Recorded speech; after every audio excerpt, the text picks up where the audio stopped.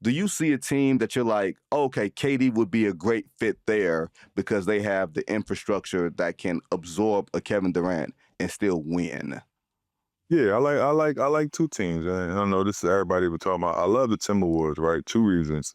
Him and Ant-Man has the continuity that can be successful winning a championship. Ant-Man is getting to that mountaintop, not all the way to the chip, but he's getting there every year, right? So he knows what it takes. He knows the work ethic. Kevin Durant has 1-2. You kind of combine that together. You combine this super game, right, and then like a super veteran like that.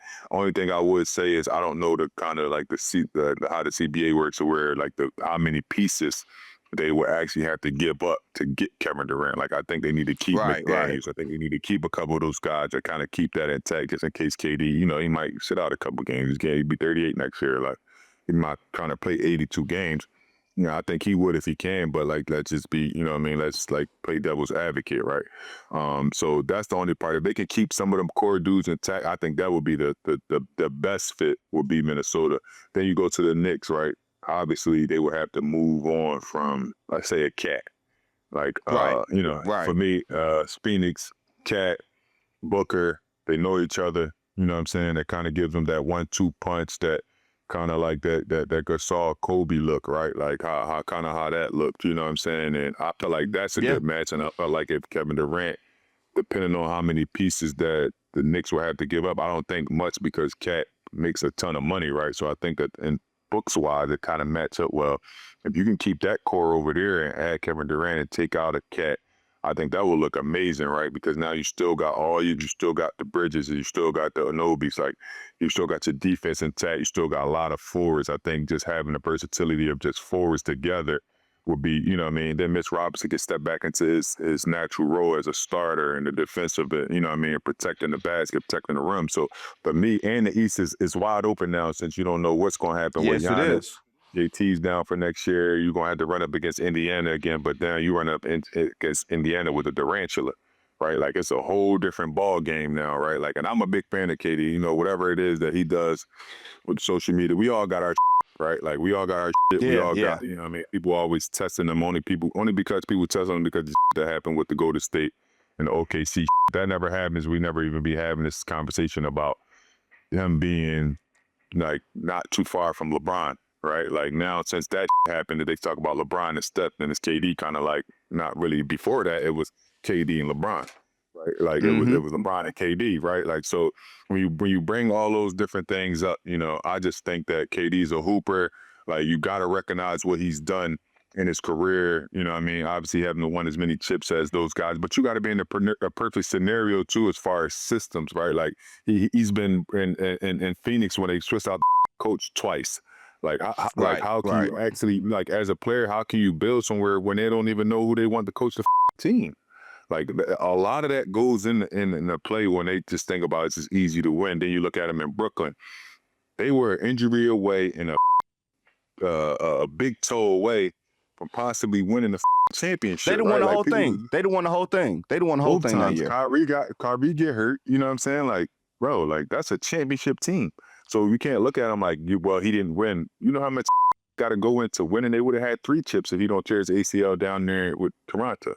Like, now we having a different conversation. Like, I mean, it's Achilles when he was with Golden State. You know what I mean? Like, we having different conversations. So it's like from a fan side, you don't really see it. Like, you just going on a noun. Like, today, then tomorrow you feel some type of way because this is how media portrays him. This is how social media portrays him. But dude is like, he's done it the right way. He's done it how he wants to do it.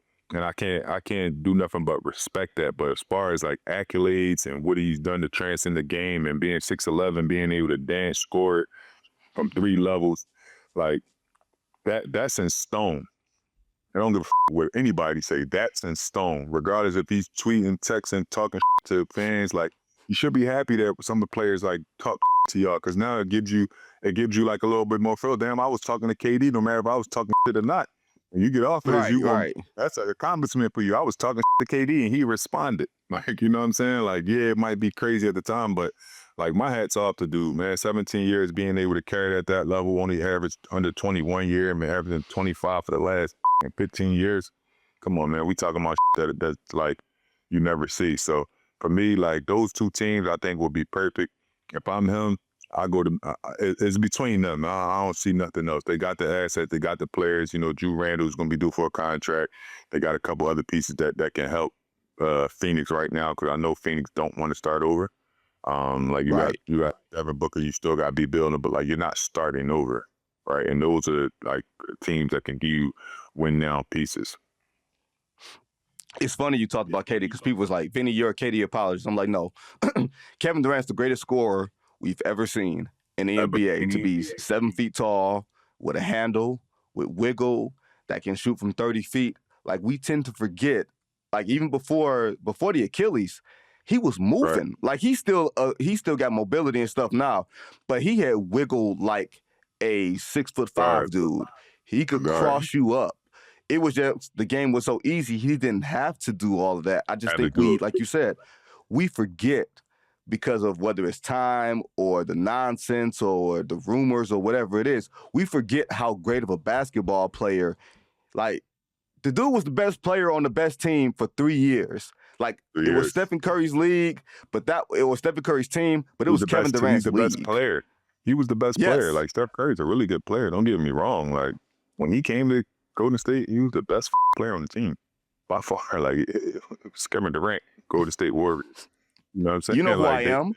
Yeah. I'm David Ruffin. These are Temptations, right? You know what I'm saying? Like, not to take anything from the Temps. I'm David Ruffin. Like, the Temps still gonna be the Temps without me. But I'm David. Like, I'm David Ruffin. I'm a Rolling Stone. Whenever I lay my eyes, my arm. Like.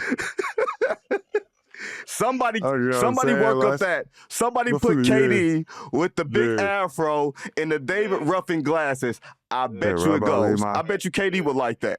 Right about lay my eyes, my own, man. I'm here for a good time, not a long time. You hear me? So it's like, hey, man, that's who you want to be. Like, the game has changed, bro. You don't have to stay in one spot to make your fans happy. Do what you want to do. Like, do what you want to do, because teams do what the they want to do. They don't want you there. They get you the fuck up every time. They don't want you there, you're gone. Like, if they don't think like it fits, you're gone. So why would not step back and be like, I'm gonna do what I want to do too? Like, if I want to go play here, I want to team up the guys and have a few years where we together, kicking it, whatever, trying to win, do so. Like, it's the new age, man. We can't keep comparing this to the older, you know what I mean, the older NBA. Like, it's a new NBA, and it's going to continue to keep transcending until where the players just have more control on what they want to do with their careers. And he was kind of like the first cat that's outside LeBron going to Miami. He was the first cat is to do the unpopular thing. But I was in that situation as well, where I was like, I wasn't a fan that he did that, right? But when I stepped back and I took out my own emotions, like, he wanted to go play a better brand of basketball. How can you knock him for wanting to play? Yes, it was against a team that just beat him. That's like, you know, getting jumped by somebody and going, join them. Yeah, we get that. Yeah, but this basketball, it's not the same thing. Like, nobody's losing their life. It's my life. Yeah. This ain't the streets, man. It's my life. This is how I want to do it. I don't give a if you feel like that or not. And that's been Kevin Durant's career. Like, you don't give a what you think about him, right? And that's the part where we need to stop looking down upon that and being like, okay, well, yeah. Maybe more people just take that approach and saying, what everybody else think. I'm going to do what I want to do. Look, man, I was one of those people, and people can go look it up. I was behind KD going there because I'm like, look, he's in Oklahoma City, where he was at the time, playing that style of basketball, and he looked over and said, oh, this is how they're kicking it here. I can play a better brand of basketball here and still be that dude and be the best defender and have the ball at the end of games and everything else. Like, we tend to have revisionist history with that stuff with KD. They needed KD as much as KD needed them.